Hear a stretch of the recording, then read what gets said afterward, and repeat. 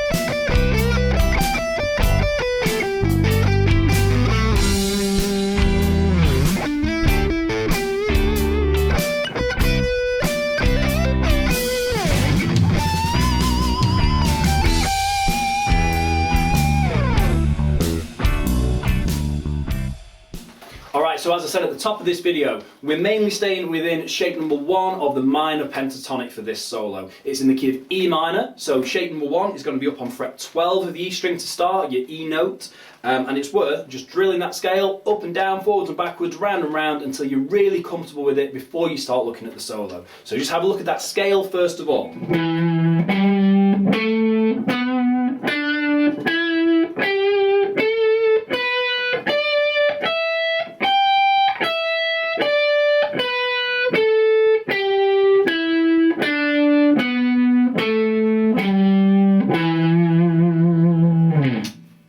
Once you've got that, you can start looking into the solo. It's really important that you get a nice strong start to your solo, and the way to do that is to make sure your notes match the chords that are going on underneath. So we start with an E minor chord at the beginning of this solo, the notes of E, G and B. Scott has decided to pick the E note, the root note of the chord, and instead of just playing it, to make it more interesting, we're bending up to it. We're going to choose a D, fret number 15 on the B string, bending it up a whole step so it sounds like the E. Once we've done our first bend, we're going to re-pick this note at the top, guide it back down, and then follow down the scale to our B note, finger 1 of the B string, and return to your bend. So the opening section.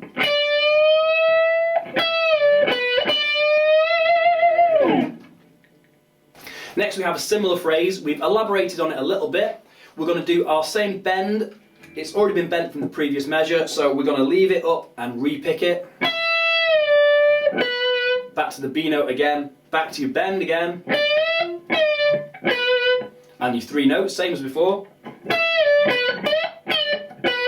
Next we jump a few notes down the scale. We jump into the D string with finger number 3, that'd be your fret 14 note from E minor pentatonic. And then just moving up 1 scale note to finger 1, fret 12 on the G string.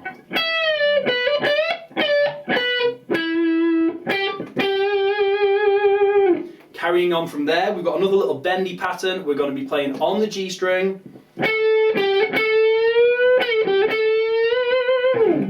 We've got our 2 pentatonic notes, bend in finger 3, back down, 2 pentatonic notes, and you bend again. So putting all that together, we get this.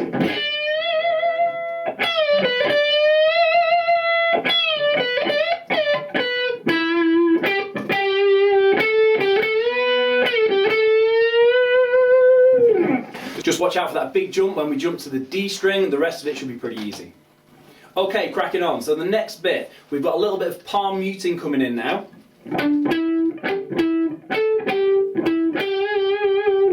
Just around the D and G strings from your scale.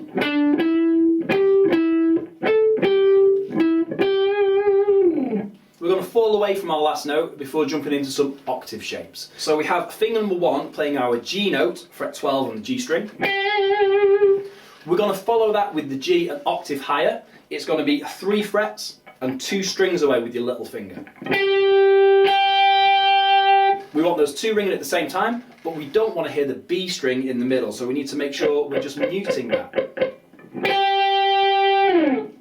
When you're playing these octaves, the shape is going to stay the same. So rather than try and look at both fingers at once, just pick one to focus on. Pick one of your fingers and follow that around the neck. That's going to be easier to move the shapes around.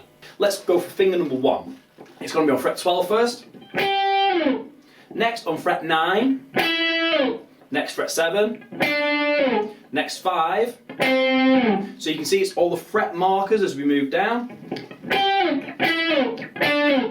When we get to fret 5, we're going to slip down 1 more fret to fret 4. And then back up again. And start carrying on back up. So putting all that together, we start on our G. We're just going to work down each of the fret markers to 5. We've got our little slide down and back up. And then we just follow the same notes ascending back through the scale. So we get this.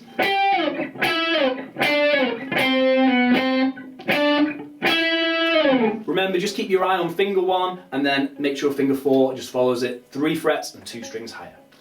So what we get next is a repetitive pattern. The lead into the pattern and the lead out of it is slightly different. There's a bit of a variation, but before we look at that, we're going to do the main pattern in this section.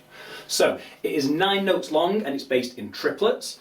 Again, minor pentatonic, shape number 1. We're going to start with our bend on the G string, finger 1 on the B, finger 1 on the E, 3 notes there, and then jumping up to the G note, little finger on the E string, down 3 notes of your scale, back to finger 1 on the E string, and then descending another 3 notes. So we've got our bend, finger 1 on 2 different strings, 3 notes through the scale, jumping up and another 3 notes through the scale. So that pattern repeats round and round. The best thing to do is to get your metronome on and just practice it and get used to it. So it's in triplets, 3 notes for every beat.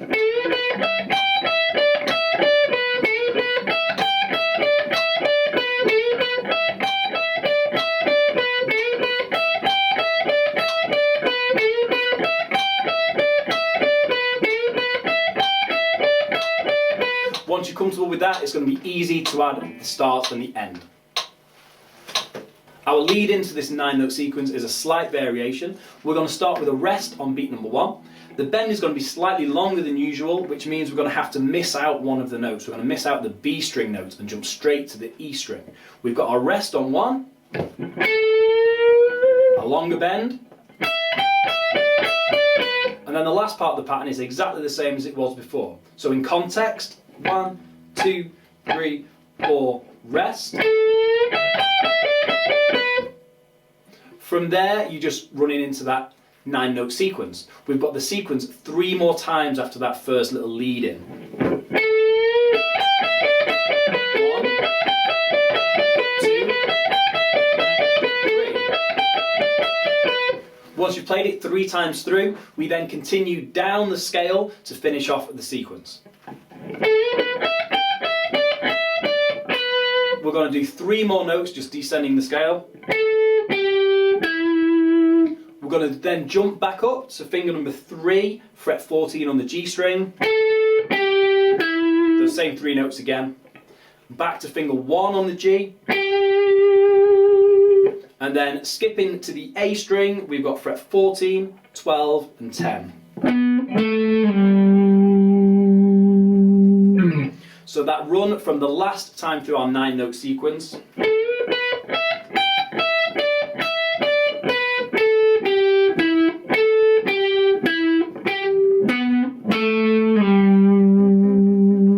If we hit that all together with our metronome,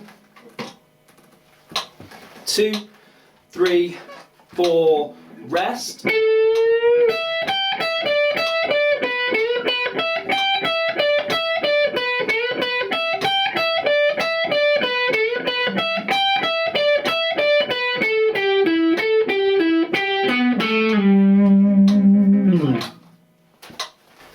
Just a couple more licks to finish off our solo now. We're going to start with a slide. When we're sliding, think about where you want to land rather than where you're starting. We're going to start with fret 12, but we're going to end up on fret number 14. We want finger 3 on fret 14 to be in that scale shape. So we're going to start with finger 3 on fret 12, slide up to 14, carry on up the scale, back to finger 3, jump into finger 3 on the G string,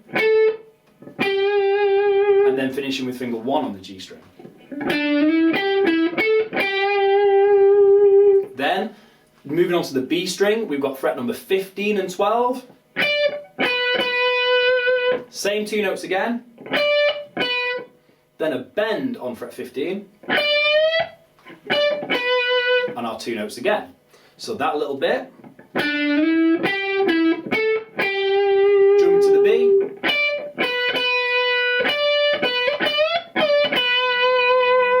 Just as we wanted to start our solo strong, we want to end it strong as well. So this last section, we're going to jump up out of position to a note we've not heard before, so it's going to immediately catch your ear.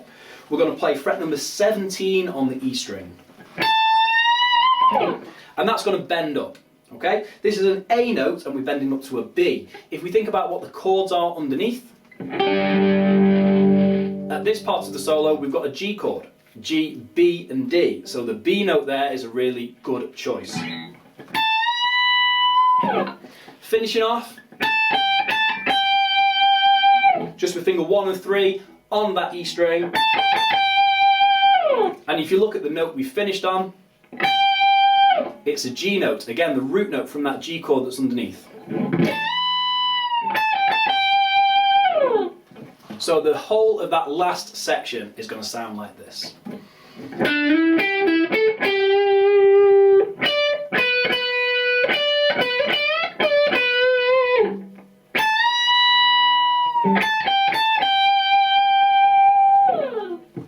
Okay, that's your lot. So don't forget, practice that E minor pentatonic scale in the first shape.